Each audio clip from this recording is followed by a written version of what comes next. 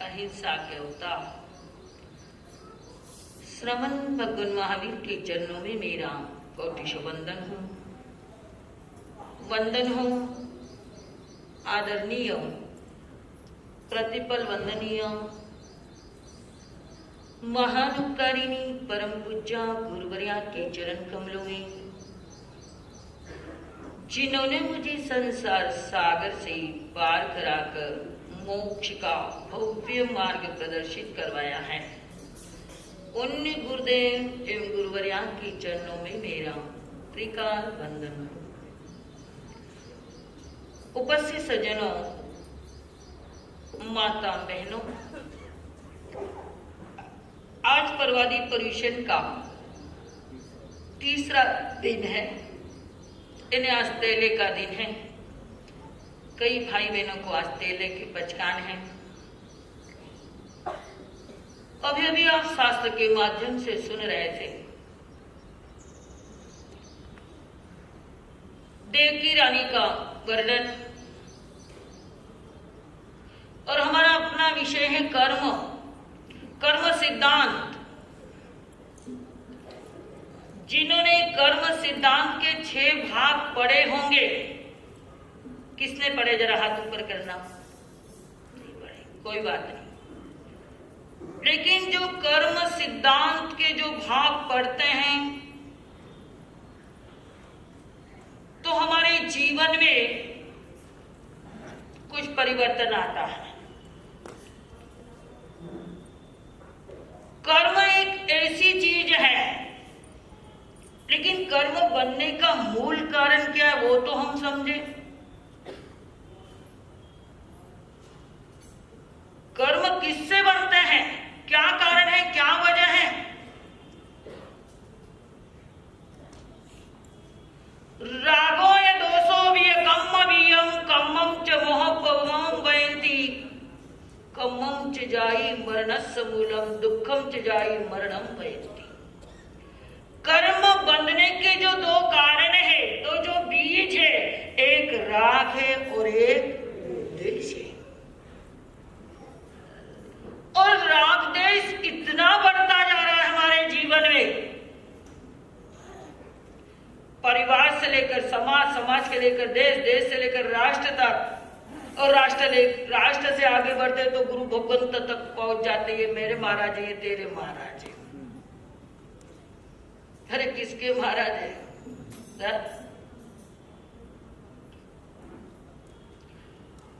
अरे जिसको नौकार मंत्र अगर याद है मन से, जरा हाथ के ऊपर करना। किसको किसको नौकार मंत्र याद है? आप कहेंगे महाराज क्या बात पूछते हैं आप हमसे, हैं? आपका दिमाग तो सही है ना, आज आपसे क्या सवाल कर रहे हैं कि किसको नौकार मंत्र याद है। अरे हम जैन हैं, हमको नौकार मंत्र याद है। जरा हाथ ऊपर करना, किसको नौकार मंत्र याद है? पक्का बहुत कम याद है, क्या बात है? सबके हाथ ऊपर हो गए, बड़ी हर्ष की बात। अगर जिसको नौकार मंत्र याद है, वो क्या कहेगा? 5वां पद क्या कहता है? नमो लोए संव साहुनम। इस लोक के अंदर जितने भी गुरु भगवत थे, जितने भी साधु संत है, जितने भी साध्वी वृंद है, उन सभी को मेरा क्या होवे? नमस्कार। अगर आपके ऐसे भाव रहेंगे अंदर से, तो समझ लेना कि आपको नौकार मंत्र याद है। या फिर कहेंगे मारा गुरुदेव ने नमस्कार हुई, जो मारा गुरुनी जी ने नमस्कार हुई, जैसा नहीं। लोक में जितने भी गुरु को बनते हैं, ये भावना ही हमारे कर्मों का बंधन बनाती है। देवकी रानी का वर्णन सुना। ये कर्म ऐसे है, किसी को नहीं छोड़ते, चाहे राजा हो या रंग, संत हो या तीर्थंकर, किसी को भी ये कर्म छोड़ते नहीं है। किसी ने बताया है, दुनिया के चराचर जीवों पर कर्मों ने जा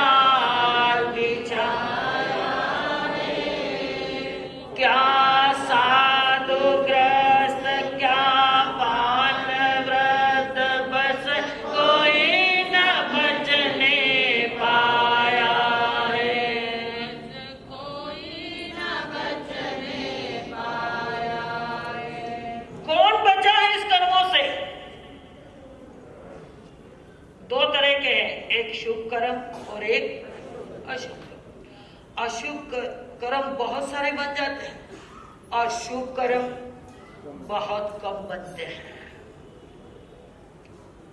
अरे देवकी रानी का वर्णन सुना। देवकी रानी मन में क्या सोच रही है? अरे उसने खुद ने अपने पुत्रों को जन्म दिया, लेकिन किसका पालन पोषण किया उसने? क्या कर्म नहीं करने का कारण क्या? कौन सा कर्म उसका उदय में आया?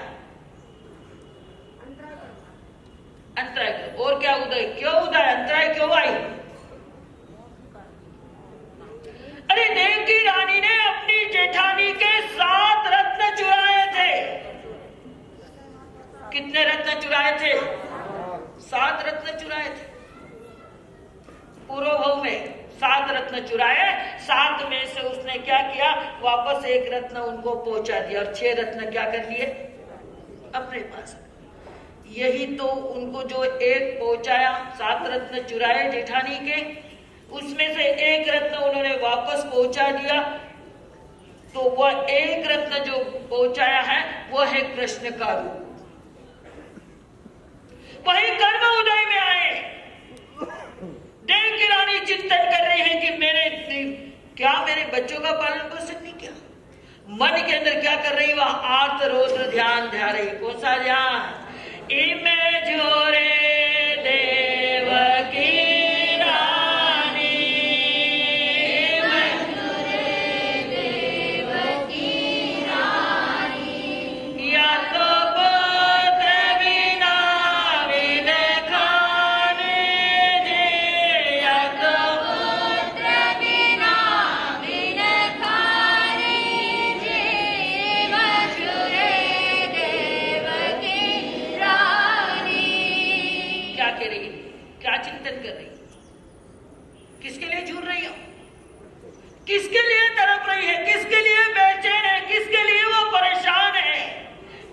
गमगीन है? क्या दुख है उसका? क्या पीड़ा है उसकी? किसकी पीड़ा उसकी? पुत्र की। जब उसे पता चला, शंका का समाधान जब भगवान ने कहा कि ये सारे पुत्र किसके हैं? तुम्हारे हैं। अरे मेरे पुत्र होकर मैंने उन पुत्रों का पालन पोषण नहीं किया। बाल क्रीड़ा जो होती है बड़ी अजीब क्रीड़ा होती है। उस बालक जो माताएं अपने बच्चे को जन्म देती है और जो बालक बालपने में जो क्रीड़ाएं करता है, माँ उसे देखकर बहुत खुश होती है, बहुत प्रसन्न होती है। मैंने पहले बताया था, शायद याद होगा, कि नारी को जीवन में 2 ज्यादा खुशी होती है। एक खुशी उसको जब होती है जब उसकी शादी होती है तब, और दूसरी खुशी उसके जीवन में आती है तो कौन सी खुशी होती है? जब वह किसी बच्चे की मां बनती है। देवकी रानी क्या सोचती? मैं तो साथ ही नंदन जाया, मैं तो साथ ही नंदन जाया, पर एक गोद खिलाया जे, पर एक गोद खिलाया जे, मधुरे देवकी रानी, मधुरे देवकी रानी। वो चिंता कर रही है, मैंने 7 बच्चों को जन्म दिया और एक को भी पालन पोषण नहीं किया। जैसे माताएं अपने बच्चों को निलाती है, निलाने के बाद क्या करती है? उसका श्रृंगार करती है। क्या लगाती है? कहीं लगावे हाथ और माथा पे, कहीं लगावे नीलाड़ पे, कहीं लगा काला टीको नहीं लगा, चांद और सूरज लगावे, कहीं लगावे कायरा वास्ते, कायरा वास्ते लगाओ टीको। ओहो, कोई लाखा में एक ही बच्चों है कि आप बच्चा ने नजर लाग जाए। लेकिन माँ की सोच होती है, माँ उसकी तुतलाती भाषा सुनती है, माँ का हृदय गदगद हो जाता है, उसका वात्सल्य इतना उमड़ता है कि बस पूछो मत। इधर कृष्ण महाराज पहुंचे। कृष्ण महाराज ने अपनी माँ को गमगीन देखा, उदास देखा। माँ ने से पूछ लिया, माँ आज क्या बात है, क्या बताऊं तुझे? तुझे तो राजकाज से टाइम ही नहीं मिलता है, तुझे कहां अपनी माँ की चिंता है? कहो क्या करूं आपके लिए? जो आपका हुक्म होगा, जो आपका आदेश होगा वही मैं करूंगा। तब माँ ने कहा, बेटा मैंने तो एक भी बच्चे का पालन पोषण नहीं किया, बच्चे को खिलाया नहीं, बच्चे को हंसाया नहीं, बच्चे को रुलाया नहीं, बच्चे को झूले में डाला नहीं, कुछ भी क्रीड़ाएं नहीं की मैंने। अरे माँ इतनी सी बात है, छोटा बच्चा ही तो चाहिए ना आपको। कृष्ण महाराज ने अपनी विद्या से अपना रूप परिवर्तन कर लिया, छोटा सा बालक बन गए। माँ उस बालक को लेकर खुश हुई। वो बालक जिद करता है, माँ मुझे दूध चाहिए। बालक बड़े जिद्दी होते, जो चाहिए उनको देना पड़ता है। माँ को नचा देते हैं कठपुतली जैसा। माँ मुझे दूध चाहिए, बेचारी माँ अंदर गई, दूध लेकर आई। ले बेटा, नहीं नहीं इसमें पतासा डालो। क्या डालो? पान कह रहा है, पान कह रहे। जो कृष्ण ने एक बालक का रूप धारण किया है, उनके पास इतना टाइम नहीं है कि पूरी जिंदगी माँ के पास बालक बनकर रहे। उन्होंने जिद कर ली, माँ इसमें क्या डालो? पतासा। माँ गई, डब्बे में से पतासा लाया और दूध में पतासा डाल दिया। पतासा डालने की देरी हुई और पतासा जैसे ही पानी लगता है तो वो क्या हो जाता है? गल जाता है। पतासा गल गया। थोड़ी देर में वो बालक कहता है, माँ ये दूध मीठा बहुत हो गया, इस पतासे को बाहर निकालो। क्या निकालो? माँ बेचारी गई, डब्बे में से एक दूसरा लेकर एक हाथ में पकड़ ली। ले बेटा तेरा पता। नहीं नहीं नहीं नहीं, मेरे सामने इसी दूध में से वो पतासा बाहर निकालो। माँ ने कहा, बेटा धन्य है, आम की भूख इमली से नहीं जाती है। तू तो तेरी माया समेट और अपने स्थान पर जा। चिंतन करो, ये सारे कर्मों का उदय है। किसका उदय है? कर्मों का। कर्म बांधता है जब इतना हंसते हुए बांधता है, इतनी प्रसन्नता से बांधता है जिसकी खुशी का पार नहीं। 3 तरह से कर्म बनते हैं। एक कर्म वो बांधता है जो उसकी आलोचना कर लेता है, प्रायश्चित कर लेता है। एक कर्मों की निर्जरा होती है तपस्या करने से। तपस्या करते हैं तो भी कर्मों की क्या हो जाती है? निर्जरा हो जाती है। और एक कर्म ऐसे बनते हैं जो रेशम की डोर होती है, उसको गाढ़ डाल दो और फिर उसको तेल में भिगो दो, और तेल में भिगोने के बाद उस रेशम की गांठ जो लगी है, आप उसको क्या नहीं कर पाएंगे? तोड़ नहीं पाएंगे। वो है निकासित कर्म। आजकल हम देखते हैं, जरा सी दुश्मनी हुई, सुपारी देते हैं। काय की सुपारी? पान सुपारी नहीं। जो आप पान में खाते हैं वो सुपारी नहीं देते। कैसी सुपारी देते हैं? तू मेरे बाप को खत्म कर देना, 50,000 की नोट लेकर जाओ, 1 लाख की नोट लेकर जाओ। भाई भाई को मार रहे, बाप बेटे को मार रहे, बेटा बाप को मार रहा। और ऐसी स्थिति हो गई है कि पत्नी भी अपने पति को मारने की तैयारी लग गई है। लेकिन कर्म उदय में आएंगे। लेकिन मैंने यहाँ पर एक बहुत बड़ी विशेषता देखी है। बहुत सी बहनें आती हैं, अपनी ज्ञान करती हैं, और किसी ने भी आज तक किसी की निंदा चुगली नहीं की है। बहुत ही समझदार है यहाँ की बहनें, मुझे बड़ा गौरव होता है।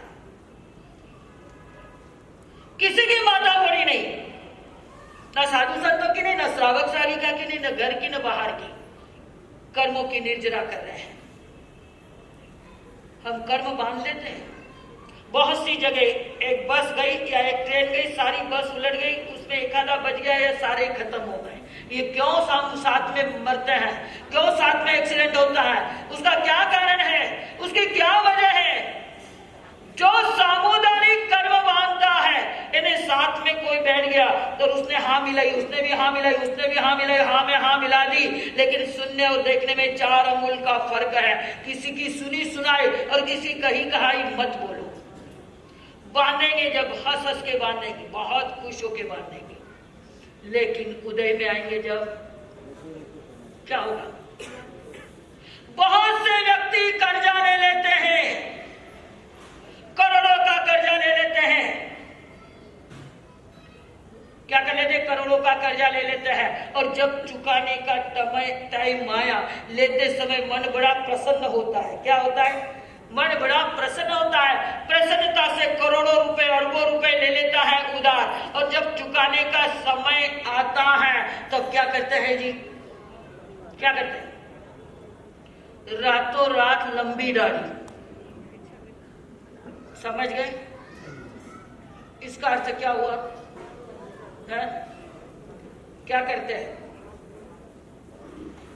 वो? क्या करता है कि रातों रात कब सामान पैक करता है, कब अड़ोस पड़ोस में सोए हुए रहते हैं, रातों रात कैसे गाड़ी बुलाता है और कैसा सामान जमा देता है, और कैसे वहां से 9 और 2 11 हो जाता है, और सोचता है कि ऐसे गांव में जाकर बसो जहां पर मुझे कोई भी नहीं पहचानता है, तो कोई मुझे जानेगा ही नहीं।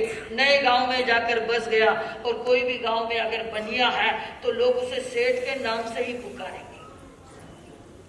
लेकिन याद रखना, हम यहां से चुकाने का टाइम आया तो यहां से वहां चले गए, वहां से वहां भाग गए, लेकिन समझ लो आपने किसी के 1 लाख रुपया उधार लिया। कितना लिया? 1 लाख रुपया उधार लिया। 9,99,000 क्या कर दिए? कितना बचा 1 लाख में? 1 लाख रुपया उधार लिया, 99,999 दे दिए। कितने दे दिए? अब कितना बचा? 1। अगर 1 रुपया भी अगर किसका रख लिया है आपने, तो उसको पाई पाई हिसाब करना पड़ेगा, और उसको देना तो पड़ेगा ही। हम यहां से वहां भाग जाए और वहां से वहां छिप जाए, लेकिन एक जगह ऐसी है वहां से कोई भी व्यक्ति नहीं छूट सकता है। कौन सा? मेरे मालिक के दुकान में सब लोगों का खाता, मेरे प्रभु के दुकान में सब लोगों का खाता। क्या बताया? अरे वो मेरा मालिक है, वो मेरा दरबार है, वो मेरा परिवार है, वो मेरे भगवान है। उसके पास दिन में दुनिया में हम कुछ भी करो, चाहे अंधेरे में करो या प्रकाश में करो, या छुप के करो या 7 ताले में बंद रहकर करो, लेकिन वहां तो हमारा, चाहे आपका ही नहीं, मेरा भी पाई पाई का क्या लिखा हुआ है? वहां पर हिसाब है, और वह हिसाब क्या करना पड़ेगा? चुकाना पड़ेगा। वहां से कोई टल सकता है? आज तक कोई टला है? नहीं टला। लेते समय बहुत खुश होते और देते समय क्या हो जाता है? आज मुझे प्रवचन थोड़ा जल्दी पूर्ण करना है, क्योंकि आज गौतम निधि का क्या है? कार्यक्रम है। तो क्या बता रही थी मैं? अरे कर्म बांधते समय डरते रहो। अगर कोई कहता है कि अगर कोई साधु भगवत बीमार हो जाते हैं, उनके कोई बीमारी लग जाती है, तो बहुत से कहते हैं आप तो दीक्षा ले ली, पर आपने कही अरे मेरे पूर्व भोग में जो बांधे हैं, इस भोग में बांधे या नहीं बांधे, छद्मस्त अवस्था है, कभी बंधे भी होंगे, लेकिन पूर्व भोग में जो बांधे हैं उसको मुझे क्या करना पड़ेगा? चुकाना। अरे गच्छ कुमार मुनि का जीवन देखते हैं, कितने लाख भोग के बाद उदय में आया? कितने लाख भोग के बाद? 99 लाख भोग के बाद। एक जगह लिखा है 99 लाख, एक जगह लिखा है 99.5 लाख। और हमारा सिद्धांत अनेकांतवाद का है। हम दोनों की बात को क्या करना है? हमको समझना है, क्योंकि अनेकांत सिद्धांत में भगवान महावीर का अगर एक जगह 99.5 लिखा है, एक जगह 99 लिखा है, तो हम समझते हैं कुछ अपेक्षा से वो भी सही होगा, कुछ अपेक्षा से ये भी सही होगा। अरे हम जो बड़ी साधु वरना गिनते हैं और एक एक गाथा के अंदर ऐसा ऐसा वर्णन आया है, अगर श्रद्धा भावना से पढ़ते से एक एक रोंगटे खड़े हो जाते हैं। कितने महापुरुषों का जीवन उसमें आया है। मैं आठ कर्म की छोटी सी बात बताने जा रही हूं। ज्ञानचंद जी दर्शन करने गए, आठ कर्म की बात बता रही हूं। ज्ञानचंद जी दर्शन करने गए, रास्ते में वेदना हुई। आठ कर्म की बात बता रही हूं, 2 ही लाइन में हो जाएंगे आपके आठ कर्म। ज्ञानचंद जी दर्शन करने गए, रास्ते में वेदना हुई। मोहन भाई रास्ते में मिल गए, कुशलता पूछी। तकलीफ हो जाती है एक दूसरे को तो पूछते ना, कैसे हो, कहीं ये तबीयत ठीक है कि साथ है कि पूछते। वैसे मोहन भाई रास्ते में मिले, पूछा उनसे आपकी कुशलता है, तो वो सामने वाले कहते हैं मेरा आयुष्य घटता जा रहा है। क्या घटता जा रहा है? कितने कर्म हो गए? 4। मेरा आयुष्य घटता जा रहा है। अरे ऐसा मत बोल, भगवान का नाम ले। किसका ले? कौन सा कर्म आ गया उसमें? भगवान का नाम ले और गोत्र देवी की आराधना कर। कौन सी देवी की? गोत्र देवी की आराधना कर, तो तेरे अंतराय कर्म क्या हो जाएंगे? टूट जाएंगे। तो हमें अपने अंतराय कर्म को क्या करना है? या आज का कर्म सिद्धांत कर्म का महत्व बताते हुए कहते हैं कि हमें हमारे जो कर्म बंधे हुए हैं उन कर्मों को हमें क्या करना है? कैसे तोड़ोगे आप? तपस्या से। कैसे करो तोड़ोगे? तपस्या करते हुए, और तपस्या के साथ में आलोचना। लेकिन जो निंदक कर्म, जिसको निकाचित कर्म बोलते हैं,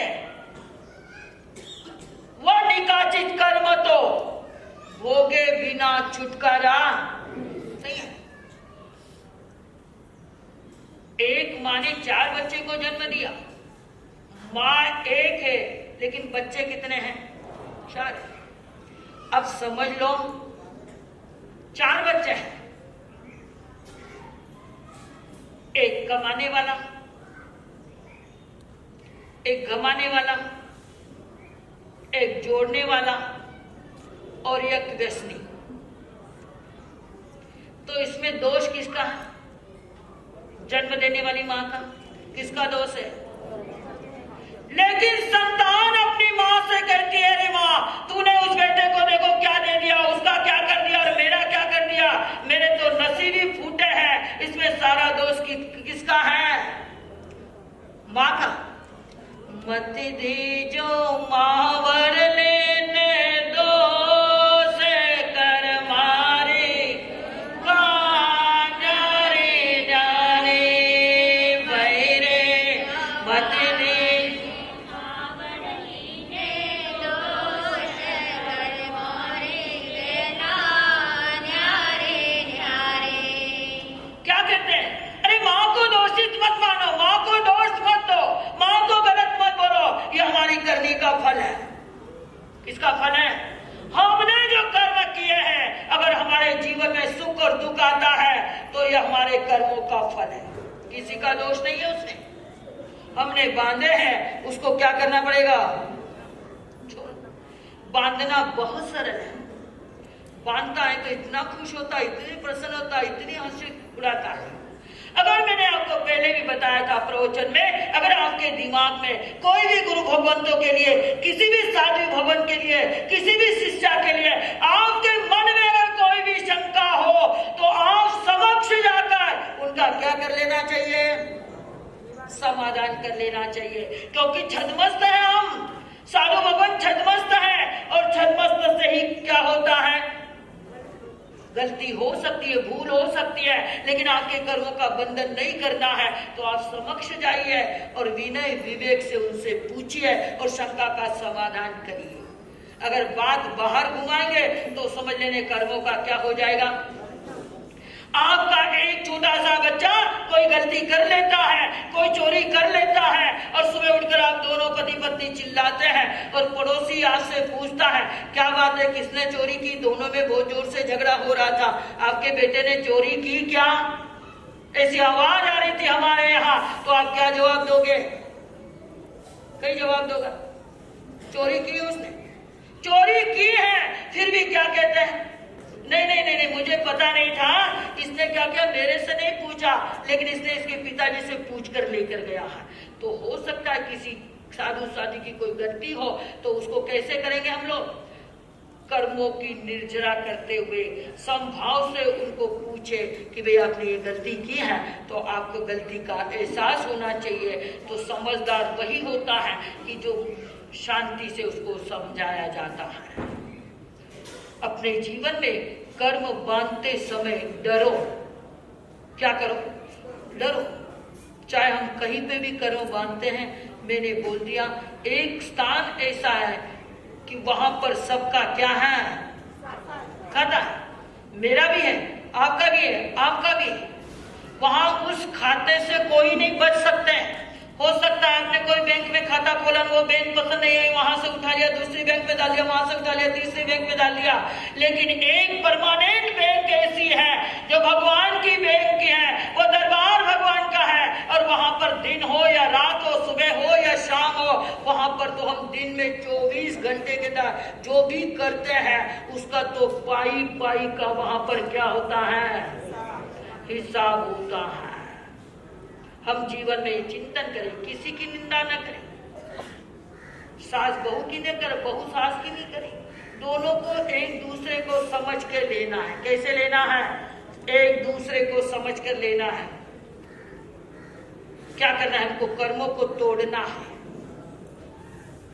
कैसे तोड़े, जब हमारे कर्म बनते हैं जब तो खुश होते हैं, जब उदय में आते हैं तो क्या होता है, परेशान हो जाते हैं।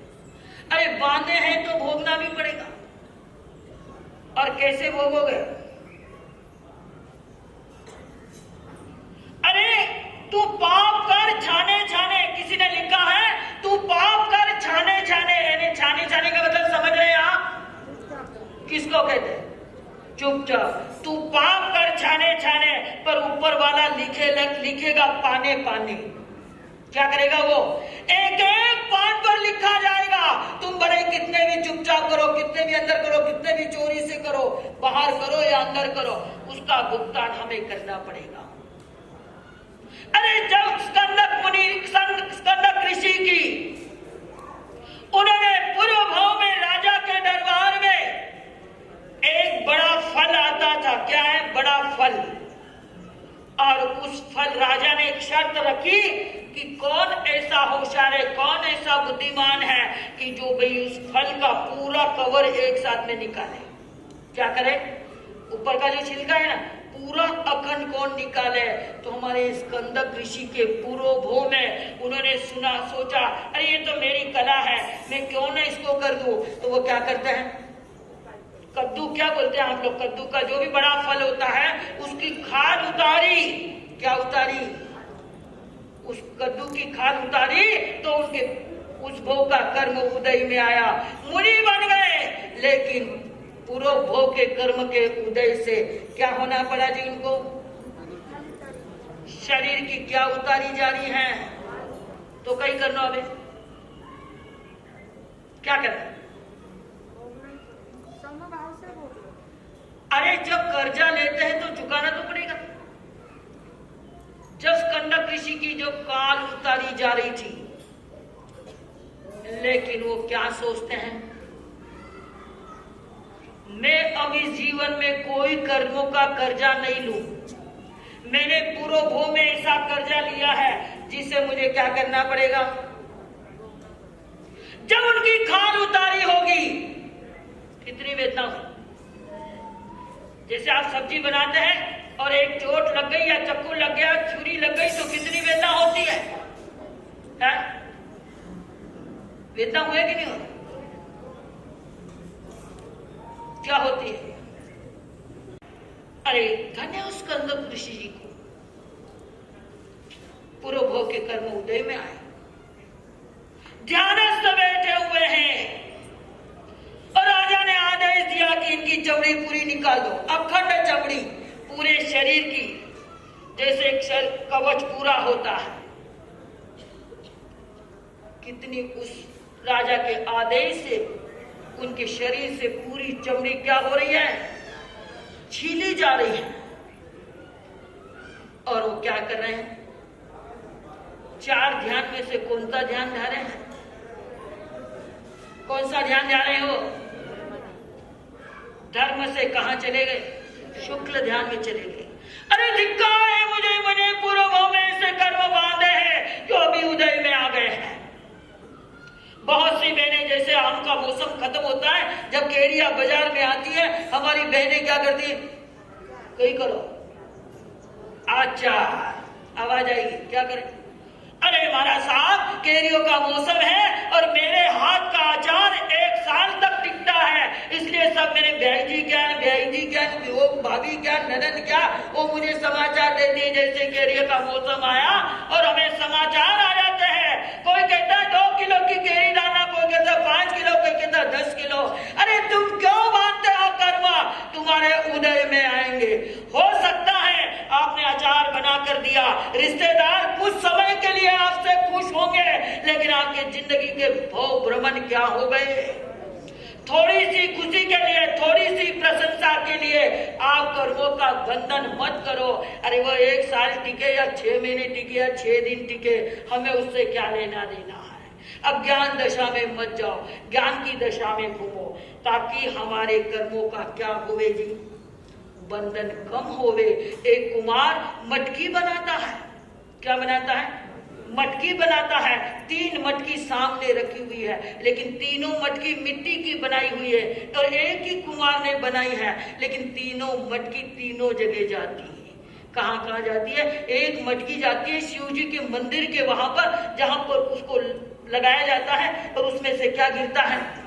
पानी गिरता है। और एक मटकी आपके घर में आती है, जो आप गर्मी में क्या करते हैं, ठंडा पानी रखकर पीते हैं। और एक मटकी वो काम आती है, किसी व्यक्ति के मरने के बाद आगे वो मटकी लेकर चली जाती है, जिसकी मटकी को एक क्या रखता है, क्या रहता है? अखंड रहती है क्या? साबित रहती है? कैसी रहती है मटकी? खड्डो रहे? हाँ, एक मटकी, कुमार एक ही है, मिट्टी एक ही है, चाक एक ही है, एक ही जगह बनी हुई है, एक ही स्थान पर बनी हुई है, लेकिन तीनों मटकियों का 3 रंग है, तीनों मटकियां 3 जगह जाती है।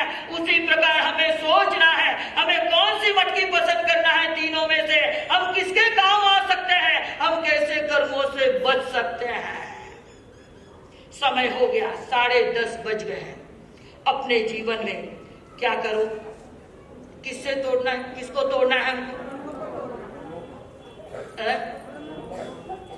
हमारे जो कर्म बंधे हैं, हम इन प्रवादी राज पर्यूषण के दिनों में दान पुण्य करके, शील और तपस्या करके हमारे कर्मों को क्या करना है?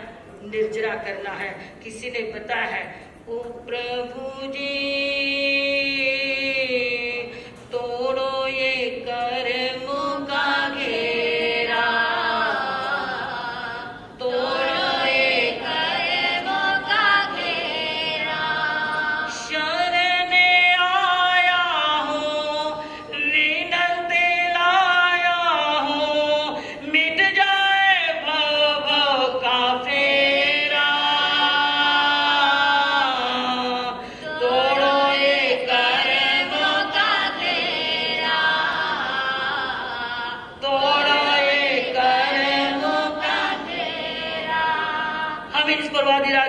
के दिनों में भगवान से प्रार्थना करते हैं, आराध्य देव से स्तुति करते हैं, हे भगवान हमारे जो कर्म बंधे हुए हैं, हमको ऐसा मार्ग बताएं, ऐसी बुद्धि आए कि हमारे कर्मों की क्या हो जाए? निर्जरा हो जाए। अगर हम किसी की बुराई करते हैं तो उसकी तो निर्जरा हो रही है, लेकिन हमारे कर्मों का क्या हो रहा है? बंधन हो रहा है। तो हम इन कर्मों को क्या करना है? हमको तोड़ना है।